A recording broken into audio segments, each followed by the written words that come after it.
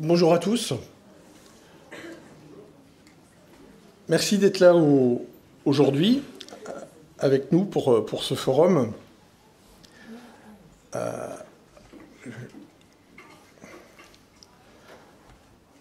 Avant de faire un petit discours d'ouverture, je voulais rendre un hommage à Constance, qui a été la présidente locale dernière, qui nous a quittés cette année. Et je cherche... Voilà, il est là.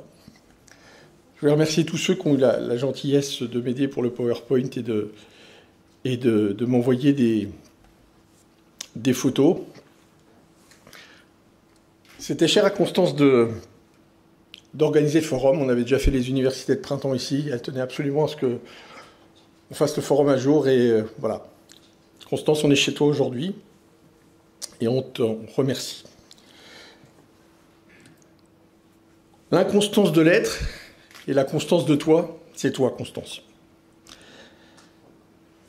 Pour moi, tu as fait partie des personnes qui sont passées dans ma vie, où j'aurais toujours le regret de ne pas avoir pris plus de temps pour te parler, te connaître mieux. Mais tu as éclairé quelque chose dans ma vie, comme tous les malades que j'ai pu croiser. Et pour ça, je te remercie. L'inconstance de l'être et la constance d'être toi. Tu étais toujours discrète dans ta prise de parole. Et ce qui nous a tous rire à SOS, c'est que tes prises de parole étaient parfois adaptées, justes, cinglantes, précises, et parfois complètement à côté de la plaque. Et tu nous faisais tous rire, parce que tu étais capable de faire une remarque sur quelque chose qu'on venait de dire un quart d'heure, parce que tu avais réfléchi pendant un quart d'heure, tu étais parti dans ta tête, et à un moment ça ressortait, et c'était plus du tout le sujet à ce moment-là. L'inconstance de l'être, c'était la constance de toi. Tu étais comédienne. Ça avait irradié ta vie pendant de nombreuses années, mais tu jouais pas. Tu jouais pas quand tu étais malade. Tu jouais pas quand tu représentais les malades. Et ça, c'est important pour nous de ne pas jouer. L'inconstance de l'être et la constance de toi. Nous sommes tous un peu de ta famille aujourd'hui. Il y a les tiens, à qui on rend hommage, qu'on embrasse très fort et qu'on a essayé de soutenir du mieux qu'on pouvait. Mais quelque part, tous les épatants, on est tes frères de sang, tes frères de virus, tes frères de fibrose. Et on pense à toi pour tout ça. La constance de l'être, la constance de toi. Constance, tu avais su être une mère, une femme, une malade, une militante, mais tu n'arrivais pas toujours à mettre ça à la bonne place, au bon endroit. À la place de la mère, on trouvait parfois la militante. Et à la place de la militante, on trouvait régulièrement la femme. Et ça, c'est fabuleux, parce que ça nous rappelle toujours à la constance de l'être et la constance de toi. Quelque chose qui m'avait énormément frappé, quand le peu qu'on avait pu échanger ensemble, c'est que ta guérison, tu l'avais rêvée avant de la vivre, la guérison de ton hépatite C. Et ça, c'était ta poésie. C'était d'être capable de se jeter comme ça, de dire « un jour, j'y arriverai ». L'inconstance de l'être et la constance de toi. Tu adorais écouter. Je me souviens de soirées où on mangeait SOS hépatite et je te disais « mais t'as pas dit grand-chose, tu t'es ennuyé ». Elle me disait « non ». Tu me disais « non ». J'ai écouté et j'adore écouter ce que disent les gens. Et ça, c'est aussi la constance de Constance. Quand on parlait avec toi, on se rendait compte que tu avais une crainte de l'inconnu et de la nécessité de t'entourer. Tu voulais bien te jeter dans l'inconnu, mais pas toute seule. Tu avais le besoin d'être dans un groupe, d'être avec des frères, d'être avec ta famille. Et ça, je crois que c'est très important. C'est aussi quelque chose qui nous a réunis et que tu as fait progresser comme idée. C'est l'importance d'être ensemble. L'inconstance de l'être et la constance de toi. Un jour, tu m'as dit, et c'est probablement la phrase la plus forte que je garderai de toi et qui va animer nos 2 jours de débat, tu m'as dit, quand je doutais, j'étais persuadé que le virus serait ma peau, mais j'ignorais qu'un jour ce serait le tabac qui allait me tuer. Et je crois que c'est tout le message du forum aujourd'hui, de ce qu'on a à faire demain. C'est qu'aujourd'hui, la guérison, on l'a, mais qu'il y a tout le reste qu'on ne se croit pas mortel, mais qu'on devient mortel parce qu'après la guérison de l'hépatite C, reste le tabac, reste l'alcool, reste plein d'autres choses. L'inconstance de l'être et la constance de toi. Je vous propose une chose, parce que même si elle est écoutée, si elle aimait écouter, Constance, nous on l'adorait pour ses prises de parole, comme je vous l'ai dit. Alors je vous propose, les minutes de silence, je trouve ça tendu, difficile. Alors je vous propose de faire les choses autrement. Je vais vous passer un diaporama avec des photos de Constance. Je vous propose, on se met debout, on l'applaudit et on fait du bruit pour Constance pendant 1 minute. Merci beaucoup.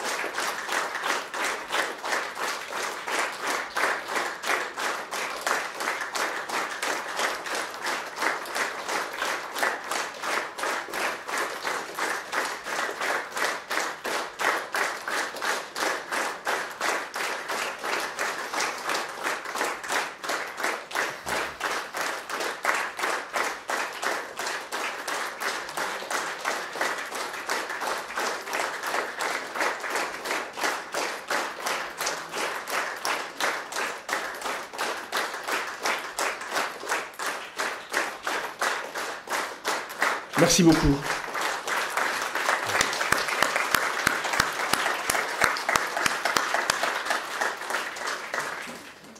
Merci à Constance et encore une grosse bise à toute sa famille.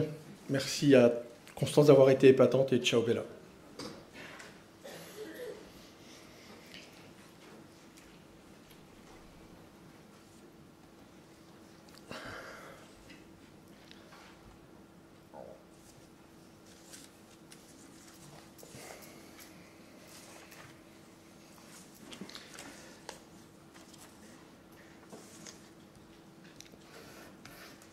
The show must go on. Je vais essayer de me reprendre. J'imaginais pas être touché autant au niveau émotionnel.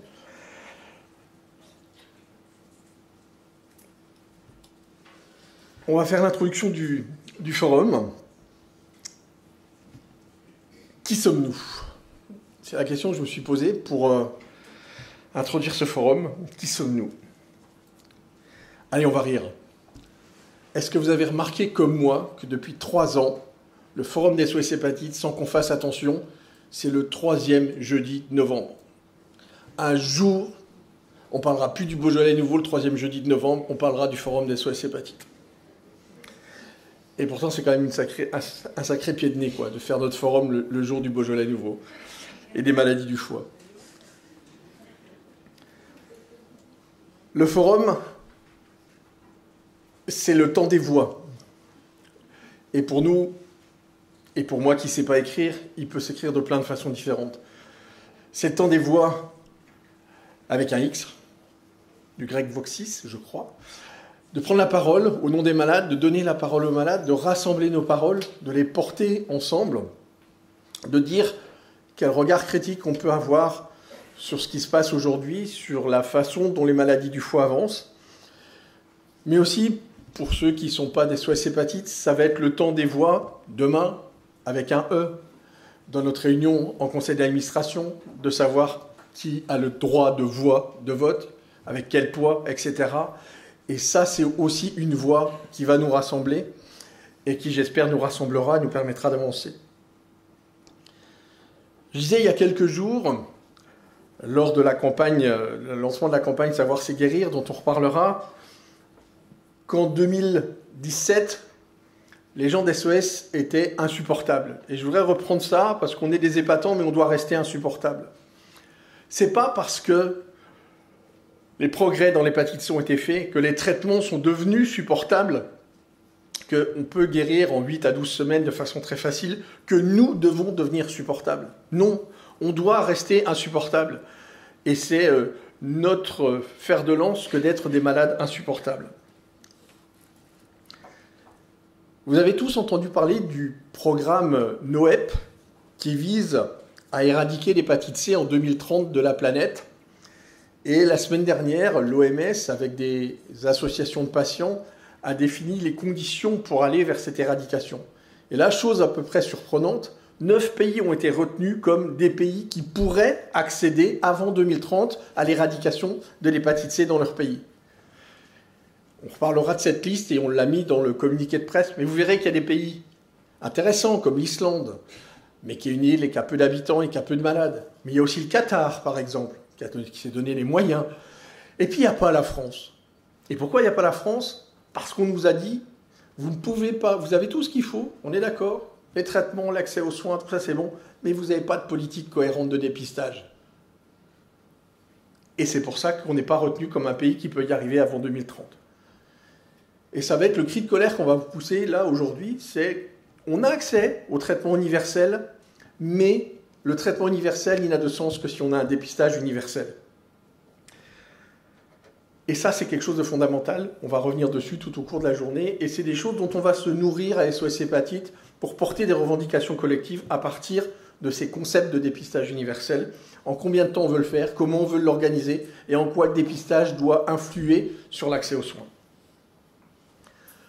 Un autre point pour moi qui est important, c'est l'hépatite B. Je sais qu'un certain nombre d'entre nous, je pense à Carmen, mais il y en a d'autres, je pense aux gens de Lyon, sont attachés à l'hépatite B en disant « il ne faut pas oublier l'hépatite B. Nous sommes SOS Hépatite et maladie du foie. » Eh bien, oui, l'hépatite B est aujourd'hui mise de côté. À tort. Pourquoi à tort? Souvenez-vous de l'histoire. On va reprendre l'histoire des 3 virus, du VIH, de l'hépatite B et de l'hépatite C. Le VIH, on a parlé au tout début, on a dit qu'il y avait des gens qui étaient séropositifs et qui ne seraient jamais malades. Puis on s'est rendu compte que tout le monde serait malade un jour, à plus ou moins rapide échéance. Puis on a commencé à traiter que les gens les plus graves, qui avaient une forte immunodépression, qui étaient déjà dans des stades avancés de leur sida. Et puis progressivement, on a traité de plus en plus tôt et on est arrivé à des concepts innovants qui étaient le test and treat, je te teste, t'es positif et on commence le traitement aussitôt. Ça a été 20 ans d'évolution, de révolution intellectuelle dans le VIH. Dans l'hépatite C, on a suivi le même projet. On a commencé par dépister et on a traité que les gens qui avaient les formes les plus graves. Il a fallu qu'on se batte il y a quelques années pour traiter tout le monde. Et aujourd'hui, on est revenu dans le traitement universel pour tout le monde. Il nous manque le test and treat, c'est-à-dire on traite dès qu'on est testé. Et probablement même qu'aujourd'hui, on pourrait commencer par le consult and treat. Le but n'est pas de se dépister de se traiter dès le dépistage, mais de bien avoir le traitement le plus rapidement possible après la consultation. Il n'est pas normal d'attendre. Moi, je vous prédis que dans 10 ans et dans 15 ans, l'hépatite B fera le même chemin. Qu'est-ce qu'on nous dit aujourd'hui dans l'hépatite B? On ne traite que les formes graves. On ne traite pas les formes mineures, on ne traite pas les patients qui sont inactifs. Or, on a compris dans le VIH et on a compris dans l'hépatite C que traiter des malades qui n'avaient pas de forme agressive ou grave, c'était une façon de bloquer la maladie, d'empêcher les nouvelles contaminations, de gérer l'épidémie. Alors vous allez me dire, dans l'hépatite B, on a la vaccination. Certes, mais on a la vaccination pour les nourrissons, pour les petits. Moi, je suis persuadé que demain, l'élargissement de l'accès aux soins dans l'hépatite B et les progrès qui sont en train d'être faits dans l'hépatite B vont nous amener à faire le même chemin. Donc n'oublions pas ce qu'on est en train de comprendre, ce qu'on avait compris du VIH, ce qu'on est en train de comprendre de l'hépatite C. Savoir c'est guérir, mais savoir c'est guérir pas que pour la C, pour l'hépatite B aussi demain. Et on sera dans le traitement pour tous dans l'hépatite B. Et ce combat-là, je suis sûr qu'on l'aura demain pour l'hépatite B. Faire parler le foie. C'est quelque chose d'extrêmement difficile de faire parler le foie. C'est un organe silencieux. On a extrêmement de mal. On sollicite régulièrement la presse, l'industrie, les politiques. Et on voit combien c'est difficile. Une seule fois, en 20 ans de forum, notre ministre de la Santé est venu ouvrir le forum Et j'ai l'indélicatesse de croire que c'est parce qu'elle passait par hasard à Lyon et pas par volonté de venir ouvrir le SOS Hépatite. Non, c'est pas vrai, je me trompe. Alors, elle était députée de Lyon. Voilà. Donc, elle était chez elle et elle était chez nous.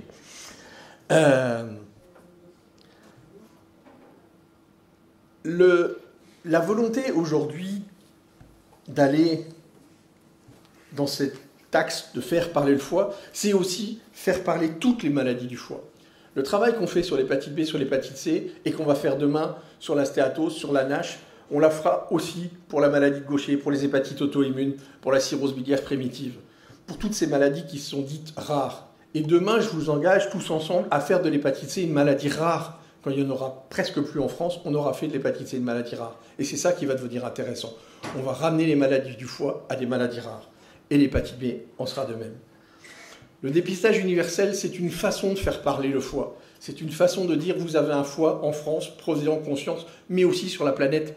Peu de gens ont conscience, mon foie se régénère, mon foie je ne connais pas. C'est important de passer ces messages-là. Vous avez un capital foie, donc vous allez taper sur votre capital foie tout au cours de votre vie, avec les produits que vous allez consommer, avec les virus que vous allez croiser, avec le poids que vous allez avoir, avec ce que vous allez manger. Donc prenez soin de votre foie pour que votre foie prenne soin de vous. La NASH, c'est notre combat de demain, la malbouffe, mais pas que. La NASH, dans 15% des cas, le plus souvent, on a associé la NASH à l'obésité, au diabète, mais on sait qu'il y a aussi 15% des cas qui ne s'expliquent pas par des phénomènes de diabète et qui sont des gens qui ne sont pas si gros que ça, qui sont maigres et qui souffrent de stéatose. Et moi, quand je les entends en consultation et qui viennent me dire, on me dit que j'ai la maladie du soda, la maladie de l'obésité, mais moi, je ne suis pas tout ça. Le dernier que j'ai eu, c'est un élève infirmier qui fait 50 kg pour 1m80. Il n'est pas si gros que ça. Et il a une NASH véridique, mais d'origine génétique. Et lui vient me dire exactement la même chose que ce que vous m'avez dit en tant que malade d'hépatite C. J'ai une cirrhose et pourtant je ne vois pas. Et lui, il vient nous dire, j'ai une NASH et pourtant je ne suis pas gros.